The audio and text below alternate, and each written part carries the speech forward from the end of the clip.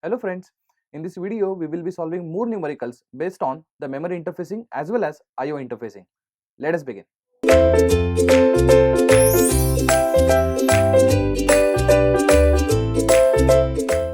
So first question is now appeared on the screen where you have to find address range of the memory ICs M1 as well as M2 in the following interfacing diagram. So as you can see, the size of M1, that is memory 1, is 8 KB in size and memory 2 is 4 KB in size. And as you can see, it is connected with 8085 by the set of system bus, that is address bus, data bus as well as control bus. So now we will try to figure it out what is the memory range to be given for M1 as well as M2. First of all, I'll talk about M1 chip. M1 chip is 8 KB in size. First of all, we will try to find out how many address lines are required for 8 KB memory. Therefore, you can see that 8 can be written as 2 to the power 3, k can be expressed as 2 to the power 10. By using law of indices, if the base is same, then we can add the powers. So it becomes 2 to the power 13. What we can conclude for M1 memory chip, that 13 address lines are required for M1 chip. As you can see, that's the reason why A0 to A12 is already allotted to M1 chip. Is that right? Secondly, we'll verify for M2 chip also. The size of M2 chip is 4 KB. 4 can be expressed as 2 to the power 2. K is expressed as 2 to the power 10 because we know that 2 to the power 10 byte is what we called as 1 KB. In a way, it becomes 2 to the power 12. So I can conclude for M2 memory chip that 12 address lines are required right from A0 to A11. As you can see, A0 to A11 is already given for M2 chip. Is that right? So what is the job of this A0 to A12? I'll tell you. This A0 to A12 will select one of the location out of 8K locations. I'm sure you must have seen the previous videos where we have learned to express the memory in terms of M cross N, where M indicates number of locations and N indicates size of each location. That's the reason why 8 KB can be treated as 8K cross 8. So 8K are actually number of locations. So out of those 8K location, if you want to select only one location, then we are going to take help of A0 to A12. So what is the initial address for 8 KB memory? Initial address as mean, the meaning of initial address is the starting location of the memory. So starting location of the memory will be all zeros. So how many binary zeros will be there? Of course 13 binary zeros because it is ranging from A0 to A12, that is 13 address lines. And what would be the ending address? Of course all ones. So how many ones would be there at the end? Of course 13 binary ones. Similarly, for M2 it is 4 KB. We know that 12 address lines are required, that is from A0 to A11. So the job of this A0 to A11 is that to select one of the location out of 4K locations, right? So what will be the starting location of 4K? Of course all zeros. How many zeros will be there? Of course 12 binary zeros. So 12 binary zeros is the starting address of 4 KB and 12 binary ones is nothing but ending address of this 4 KB. So now what we have said, let us make a table out of it because we have to give the address range for M1 as well as M2. So at least we have the address range for A0 to A12 which belongs to M1 and A0 to A11 which belongs to M2. So we will start with memory mapping table.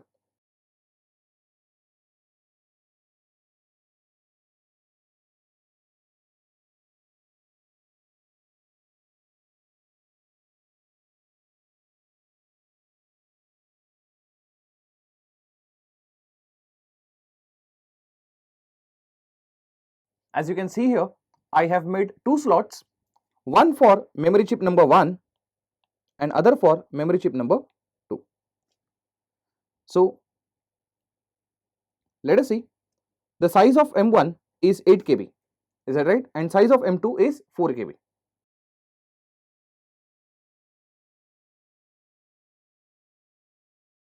After that, we have seen 13 address lines are required for 8 KB. Am I right? 13 address lines as in A0 to A12. So what I'll do, I'll make partition from A0 to A12 here.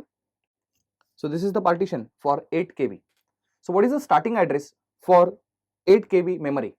Of course, all zeros ranging from A0 to A12. So what I'll do, I'll put all zeros here.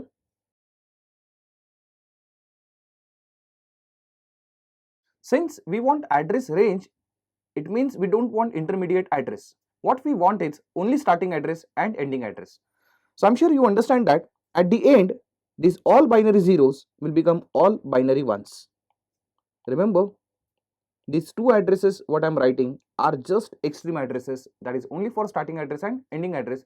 At the end, what is asked to us is a range, and in range what is expected? Only starting address and ending address. Similarly, for 4 KB, only 12 address lines are required. Is that right? Because 4 means 2 to the power 2 and K means 2 to the power 10. I'm sure you remember 2 to the power 12, that is from A0 to A11 only. Is that right? Therefore, a borderline will be from A0 to A11 here. And again, starting address will be all zeros and ending address will be all ones. Is that right? Now what is left? Only status of A15, A14, A13 for M1 as well as M2. In fact, for M2, even status of A12 is not known. So let us go back to the figure, that is the previous slide, and let us verify what is to be done.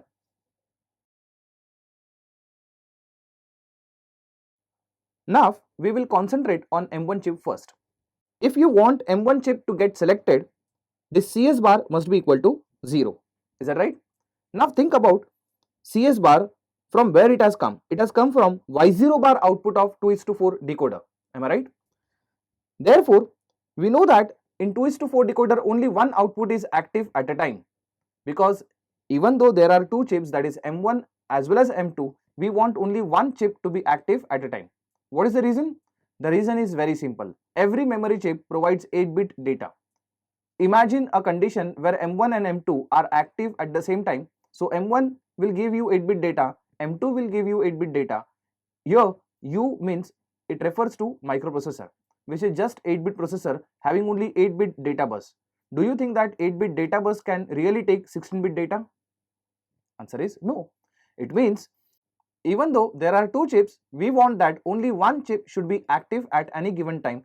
That's the reason why the extra circuitry that you see over here is nothing but a chip selection logic which enables only one chip at a time, and that's the reason why we have used a decoder here. So what decoder does? Decoder enables only one output line at a time, thereby selecting only one chip at a time. So now here I am assuming that if I want M1 to be active, CS bar should be equal to 0. Therefore, Y0 bar should be equal to 0, and when Y0 bar equal to 0, Y0 bar will be 0 only when you apply 0-0 combination at input of 2:4 decoder. So check it out. What should be status of A14 and A13? A14, A13 status should be 0-0 for selecting M1 chip. Is that right? So going back to the memory mapping, and we will put the status of A14 and A13 as 0-0. So A14, A13 status should be 0-0 throughout M1 chip. I am not interfering in M2 because I have not started analyzing what is to be done for M2.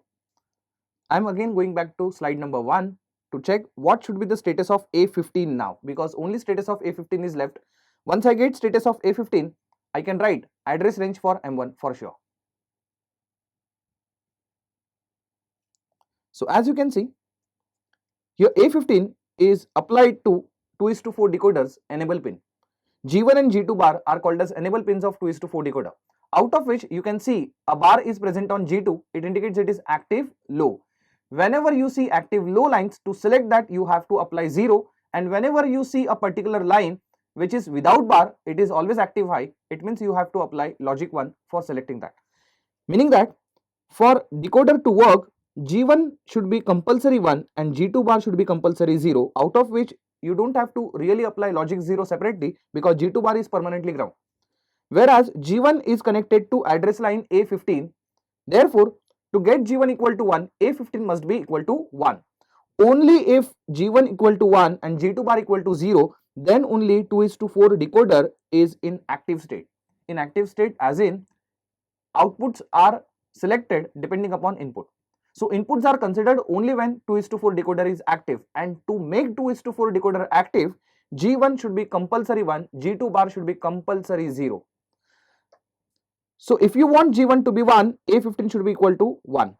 And let me tell you in advance, whether it is M1 or for M2, you want 2:4 decoder to work every time. So irrespective whether you are working with M1 or working with M2, A15 should be always 1. So now here I'll put that A15 should be always 1, irrespective whether it is M1 or M2. Is that right? Now we will start analyzing M2 chip. Now we want status of A14, A13 and A12. Once I get that, I can get a complete address range for M2 also.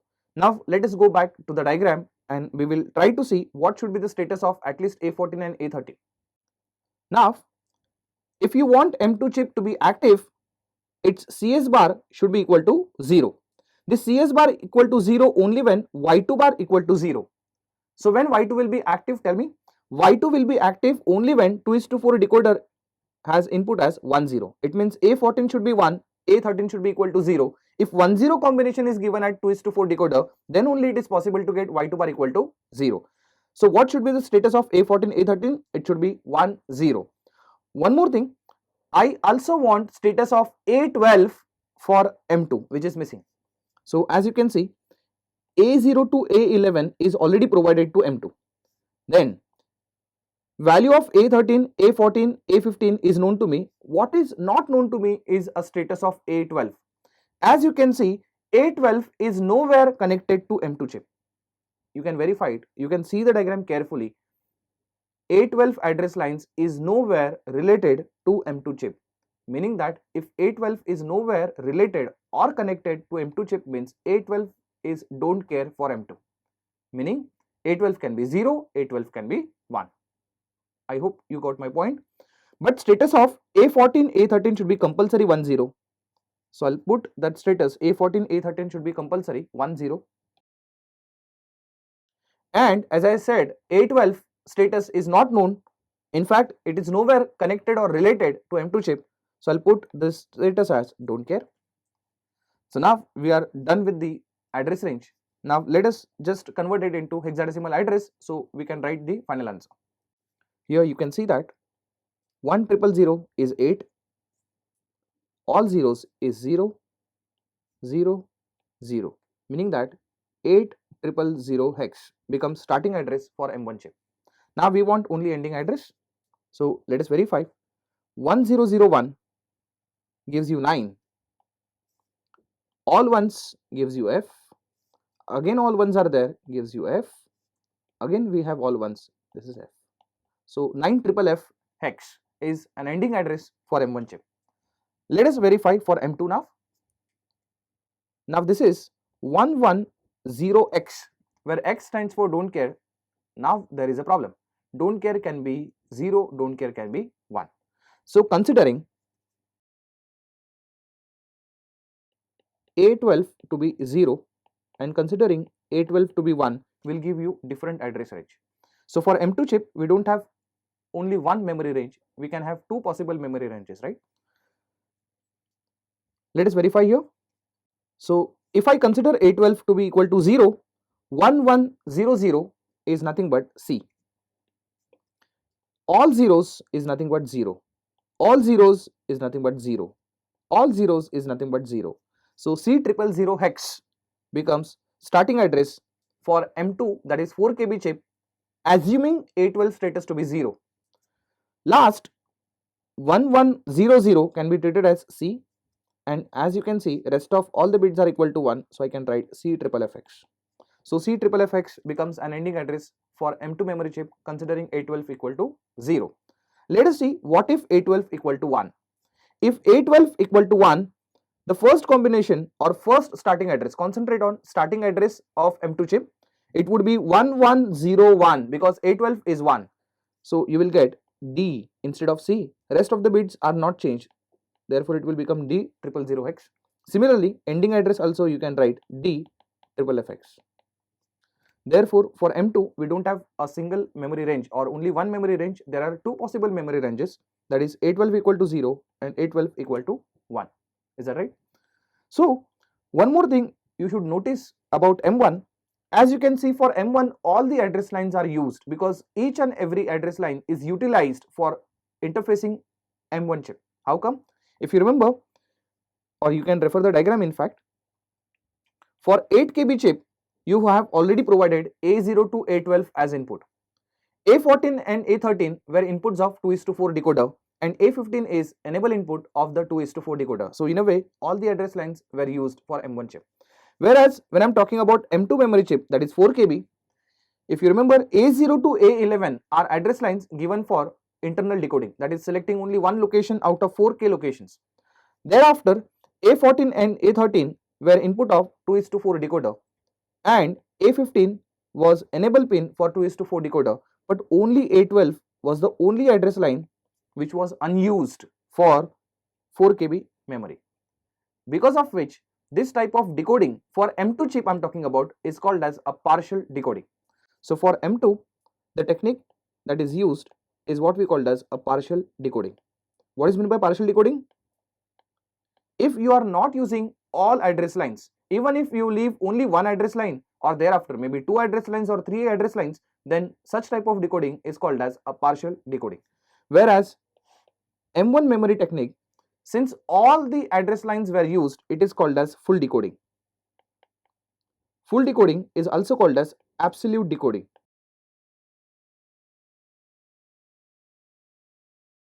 So the advantage of using full decoding or absolute decoding is that you have only unique address for every location. I repeat, you have unique address for every location. Now you may get wondered, sir, I mean, we should always have unique address for every memory location. But if you are observing M2 address ranges, as you can see, it has got two possible addresses. So every location is possibly allotted with two locations.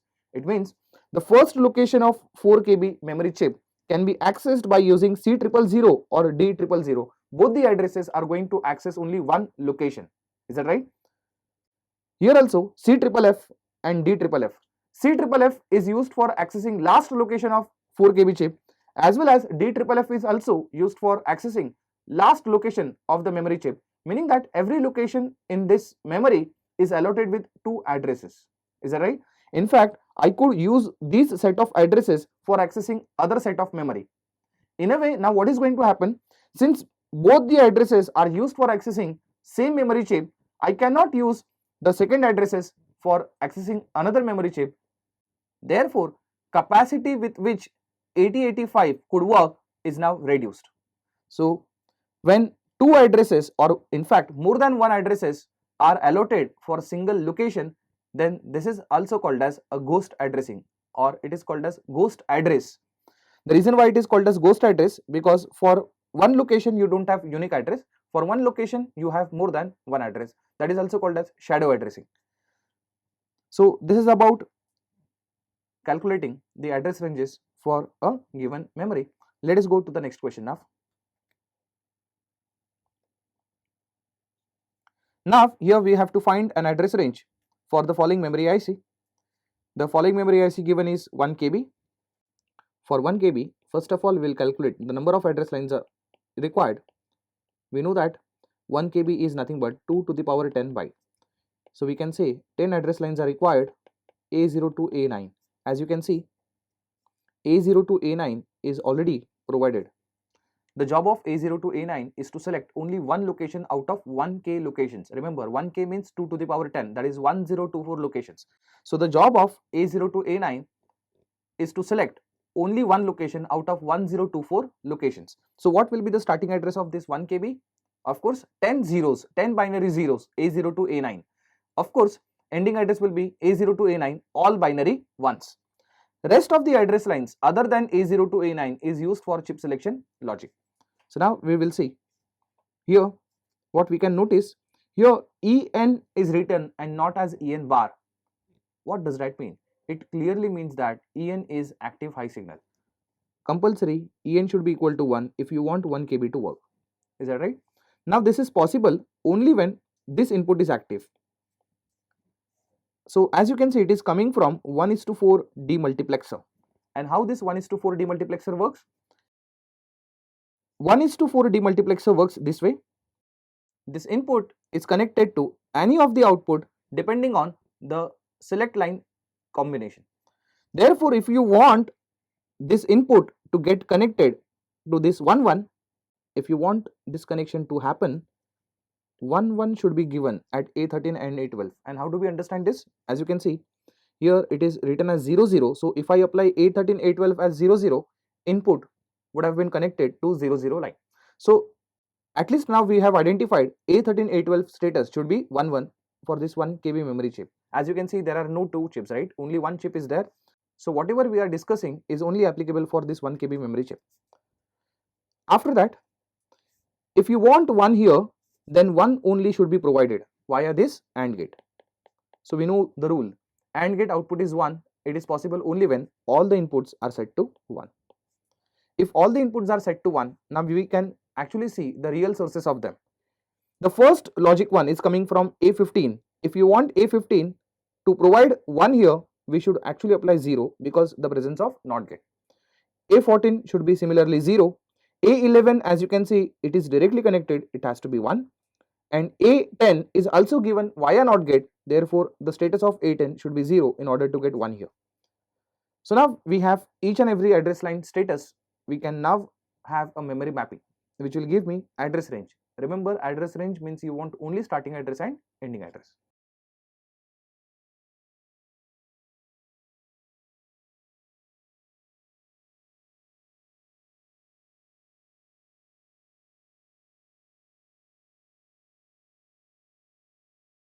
So as we can see here, A0 to A9 is used for internal decoding. Internal decoding means to select only one location out of 1024 locations. So I'll put a border line for A0 to A9 here.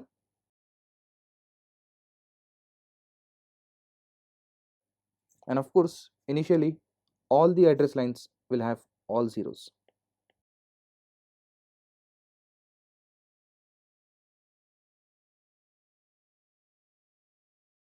Right. Now let us see the other status. As you can see here, A13 and A12 are set to 111. A13 and A12 are set to 11 throughout, right? Then the value of A15 is 0 throughout. The value of A14 is 0 throughout. The value of A11 is 1 throughout. And the value of A10, as you can see here, it is 0 throughout. So now we got all the addresses, right? Let us write the final answer now. 0011, it means it is 3.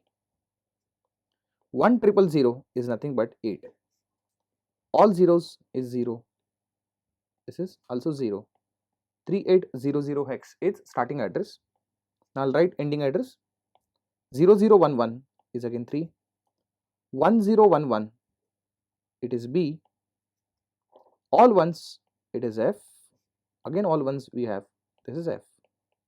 So this becomes the address range for the given memory, which is 1 KB. Now let us move to the next problem. In the following peripheral, find addresses of all internal registers, right? So now,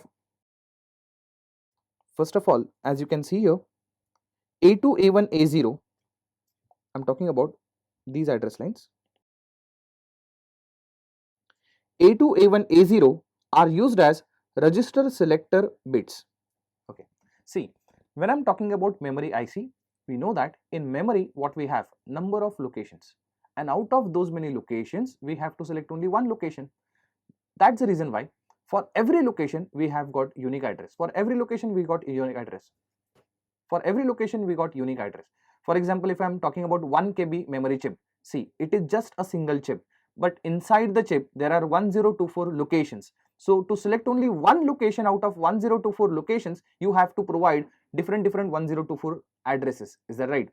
So in 1 KB memory, we require 1024 addresses. Similarly, even though here there is only one peripheral or only one IO device, remember peripheral is a synonym for IO device only. Even though in memory there are many locations, similarly in peripheral there are many registers. Out of those registers, microprocessor is going to deal with only one register at a time. And to do so, you have these address lines to select only one register out of it. So as you can see here, A2, A1, A0 are provided. It means the possible values of A2, A1, A0 can be 0, 0, 0, can be 0, 0, 1, can be 0, 1, 0. Likewise, it can go up to 1, 1, 1. So every possible combination gives you only one register at a time. For example, 0, 0, 0 gives you register 0, 0, 0, 1 gives you register 1, 0, 1, 0 gives you register 2, with 111 it gives you register 7. R0 to R7 means there are 8 registers are there present inside this peripheral, out of which microprocessor is going to deal with only one register at a time. So when they say in the following peripheral find addresses of all internal registers, at least now we have data that we have total 8 registers in our hand. So there are total 8 registers, it means you have to find all 8 addresses. Is that right? Now, since this is IO device, if you remember, IO device can be configured or it can be interfaced with microprocessor in two possible ways. The one is called as IO mapped IO, the other one is called as memory mapped IO. I'm sure you remember and you must have seen the previous slide also. In IO mapped IO, the address allotted to IO device would be 8-bit in size, and in memory mapped IO, the address size allotted to IO device would be 16-bit in size. It means, let us assume that let's say this peripheral is now mapped in IO mapped IO technique. In that case, all the 8 addresses that I'm going to find here, that is from R0 to R7, will be allotted with 8-bit address each. But if this peripheral happens to be interfaced in memory mapped IO, in that case all the 8 addresses would be 16-bit size in each. So now we also have to verify that it is in IO mapped IO or in memory mapped IO. How to verify this? We will see. So now we'll start working on decoding logic. From A2, A1, A0, it is quite clear that there are total 8 registers. So going further, see, if you want this peripheral to work, CS bar should be compulsory 0. Is that right? Because CS bar is active low. Now it is 0 provided by this OR gate. Now you have to think, OR gate will provide 0 only when, can I say, all the inputs are equal to 0. That's the property of OR gate. Output will be equal to 0 only when all the inputs are equal to 0. So now further I'm talking about this 0 here. It is provided by this NAND gate. Now you have to think very carefully. NAND gate provides 0 when? Only if all the inputs are set to 1. Remember, NAND gate gives you 0 output only when all the inputs of NAND gate are equal to 1. So possibly now I have determined A7, A6, A5, A4 should be all ones. Is that right? Next, if you want all zeros at input, now we have determined for NAND gate, for second input, as you can see, if you want 0 here, IO/M bar should be equal to 1. What does that mean? It clearly means that if IO/M bar equal to 1, only then this peripheral is in working state. If IO/M bar is equal to 1, can I say IO section is active? If IO section is active, it means this peripheral is interfaced in IO mapped IO technique. Remember, when IO/M bar equal to 1, and if your IO device is getting selected, it means it is in IO mapped IO technique. If IO/M bar equal to 0 and only then your IO device is getting selected, it means your IO device is not treated as IO device, it is treated as a part of memory. In that case, it is memory mapped IO. So from this, one thing is clear, our device will get CS bar equal to 0 only when all the inputs of OR gate equal to 0. So even though IO/M bar is also having a contribution in that, when IO/M bar equal to 1, only then this device will get selected, and IO/M bar equal to 1 means IO section gets selected. So this technique used over here to interface this IO device with MUPI is nothing but IO mapped IO. What does that mean? All the addresses which I'm going to list over here will be 8-bit in size. So how many registers are there? 8 registers. So 8 addresses would be there, and every address size will be 8-bit. Let's talk about WR bar here. only if WR bar equal to 0, then only you will get 0 here. It clearly means microprocessor is always going to write into this device. If microprocessor is always writing into this device, it means this type of device is nothing but output device. For example, in place of WR bar, if there would have been RD bar status here, then only if RD bar equal to 0, then only this output device would have been working. In that case, this is not called as output device. In that case, it is called as input device, because from the input device, microprocessor reads. In output device, microprocessor keeps on writing. So it's not that big deal. I mean, WR bar is not going to help you out in getting the address, but it is just letting you know that this type of device is output device. So now let us come to the conclusion part.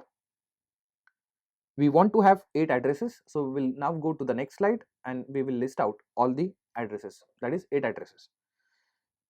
Don't forget, since we are in IO mapped IO, we have a provision of only 8-bit address. When we say only 8-bit address, you can either use A0 to A7 or A8 to A15. But looking at the diagram, they have used only A0 to A7, so we'll go for A0 to A7 only.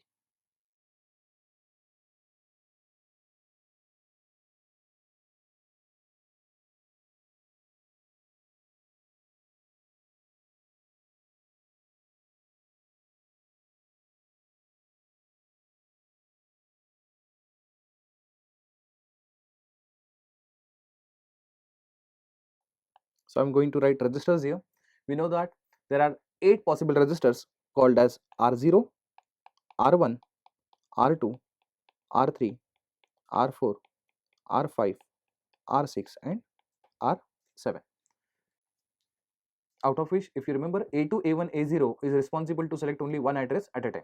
Therefore, A2, A1, A0 combination will be 000 for R0, 001 for R1, 010 for R2, 011 for R3 and so on. So we'll write all the possible combinations here. Is that right? Now, only status of A3 to A7 we have to again verify from the given diagram. As you can see here, right from A4 to A7, all of them are set to 1. A4 to A7, all of them are set to 1. Whereas A3 is nowhere connected. You can notice from the diagram, A3 is nowhere connected. What does that mean? For this peripheral, A3 has become don't care.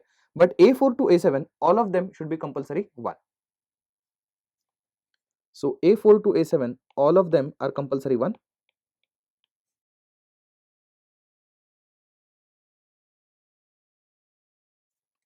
And the value of A3 is don't care. Remember, don't care can be considered as 0 or 1. Again, in this case, so what we can conclude, depending on the status of A13, we can have 2 possible addresses here. So here I am going to write addresses in hexadecimal. So for register 0, considering A3 equal to 0 now. So what you get here, as you can see, all ones means it is F. Let's say if A3 equal to 0, you will get 0 hex. Similarly, you will get F1 hex, F2, F3, F4 hex, F5 hex, F6 hex and F7 hex. This is assuming the value of A3 equal to 0. So remember, this is referring to A3 equal to 0. Now we will verify what if A3 equal to 1. So now write assuming A3 equal to 1. See, A7 to A4 status is not changed. Therefore, the higher digit will remain F only. If A3 is equal to 1, it will become 10000 combination. Is that right? So this combination you can see it is 10000.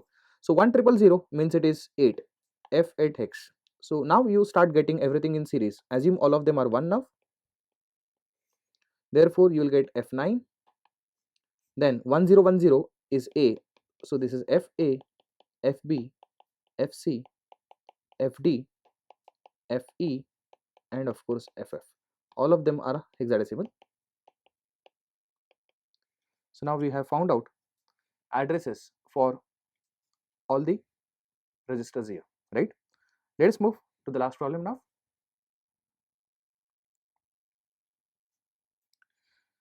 So the question is, find maximum address possible for register R2 in the following IO devices considering registers from R1 to R4.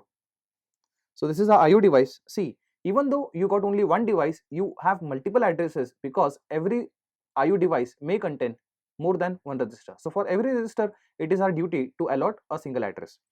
So now they have already informed us that there are total 4 registers right from R1 to R4, and as you can see, A1, A0 are the bits which is responsible for selecting only one register at a time. So A1, A0 will have 4 possible combinations, that is 00, 01, 10, 11. So we can begin with allotting address, but before that we have to also see whether it is memory mapped IO or IO mapped IO. So let us verify this. See, for IO device to work, CS bar should be compulsory 0. So A15 status should be compulsory 1. So at least A15 status is now known to me. Let's talk about IO slash M bar. What should be the status of IO slash M bar? IO slash M bar should be compulsory 0 here, because here enable bar or E bar is written here. So it is enable chip, it is active low, and for that IO slash M bar should be compulsory 0. If IO slash M bar equal to 0 and because of that your IO device is getting selected, it means even though you are using this as IO device, this is no more IO device. IO device is treated as a part of memory. Is that right? Therefore, this technique is what we called as memory mapped IO technique. I repeat, this is called as memory mapped IO technique.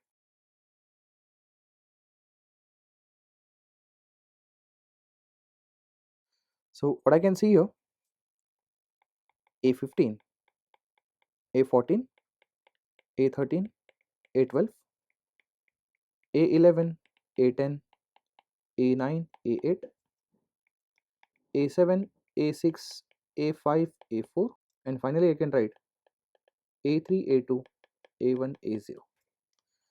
Now in this, A1, A0 is responsible for selecting the register, meaning that if A1, A0 is 00, 01, 10, 11, if it is 00, R1 gets selected. If it is 01, R2 gets selected, 10, R3 gets selected, 11, R4 gets selected.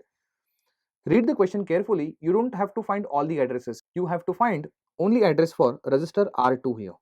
And for R2, the combination for A1, A0 should be equal to 01. So 01 combination is applied at A1, A0 in order to get R2 register. So this is for R2 register. Please understand this.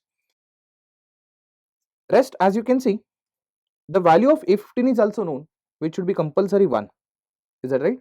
Irrespective which register you are selecting out of IO device, if you want that IO device to first of all work, A15 should be compulsory 1. Rest, as you can see, the status of A14 to A2 is not known to us because they are nowhere connected to this IO device. Therefore, all of them will have don't care status.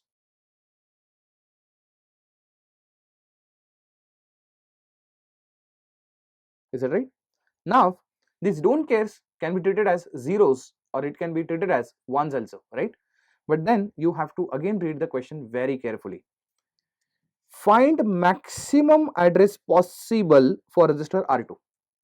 The maximum address means it is in terms of value. See, if I keep all don't cares as 0, then whatever address that I'll get for register R2 would be minimum in size. Is that right?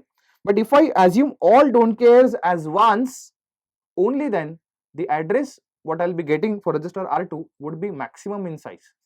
Therefore, they are asking us to keep don't cares as ones now. So the modified address would be like this. This would be all ones.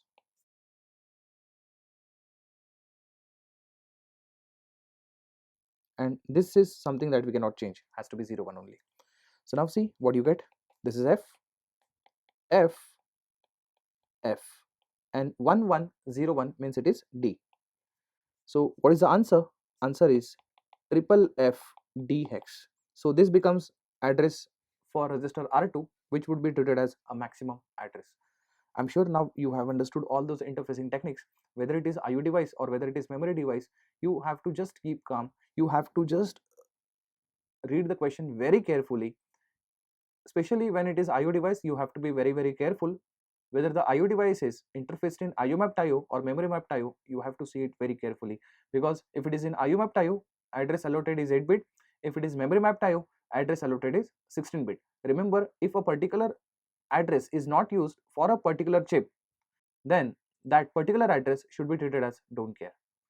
So be careful while reading the problems and you can solve them very easily. Thank you.